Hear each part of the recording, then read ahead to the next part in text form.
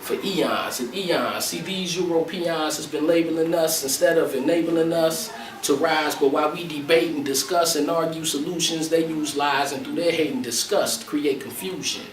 While others stroke the egos and Negroes of colored folks, some brothers choke from lack of heroes and smothered hopes, while others hope to stack some zeros from their love of dope. Elevation of intellect is considered another joke. How we forgotten?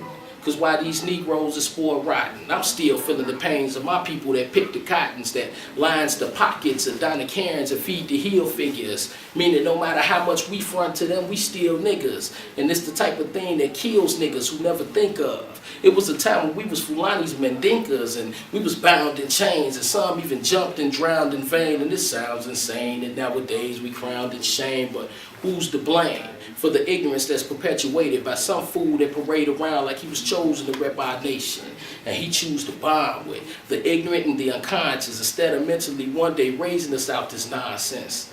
But while he gone with his charade, I packed grenades and one day created African independence parade and march and camouflage and kente cloth in a bizarre cycle that's reminiscent of Huey Newton and Stokely Carmichael. And I dream of one day getting shot down for my beliefs like Malcolm X, cause I can speak like H. Rap Brown.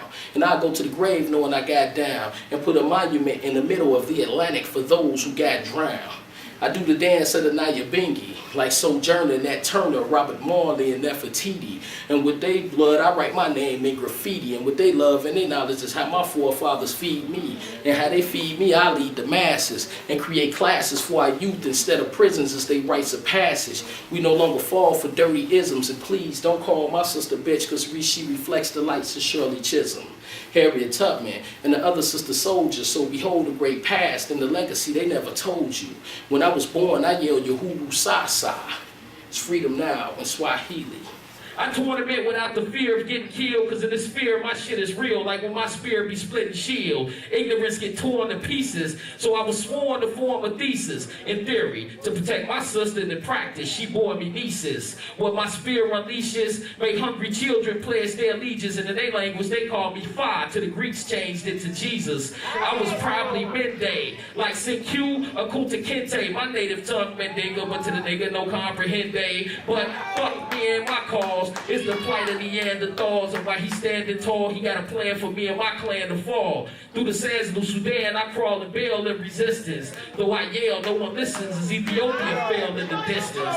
I wailed in pain, so in revenge I conquered Spain and brought civilization to a nation that later sold me in chains. Off the Ivory Coast, I was bound and tied with ropes in about 1555. Me and my folks arrived in boats. No penny pale coats, cause then Negroes didn't model clothes. No nice shoes for the soles on feet, just feces from cargo holes. We and I dreaded locks from when my feet met with the docks and what the Pilgrims called Plymouth Rock with its tobacco and cotton crops. From Carolina to New York to tobacco that packs new ports, from the cotton that lace new shorts and the jerseys in which you sport. You better think about it.